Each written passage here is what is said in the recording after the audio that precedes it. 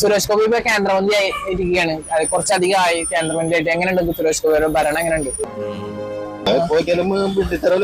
ടിവിയിലാണെങ്കിലും മൊബൈലിലാണെങ്കിലും നമ്മൾ കണ്ടോണ്ടിരിക്കുന്നത്. അത് കണ്ടോണ്ടിരിക്കുക എന്ത് വീട്ടിത്തരാണ് പറഞ്ഞോണ്ടിരിക്കുന്നത്? കേന്ദ്രമന്ത്രി ആകാൻ യോഗ്യത ഇല്ലാത്ത ആളാണോ?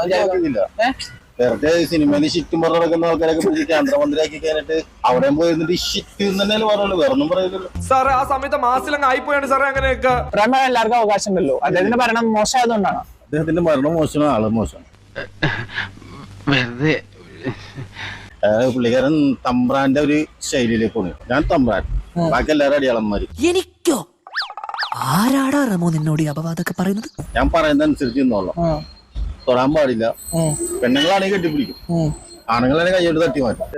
അതുമായിട്ട് എനിക്കിട്ടൊന്ന് വെച്ചതാണല്ലോ. എന്റെ സ്വഭാവം അങ്ങനെ.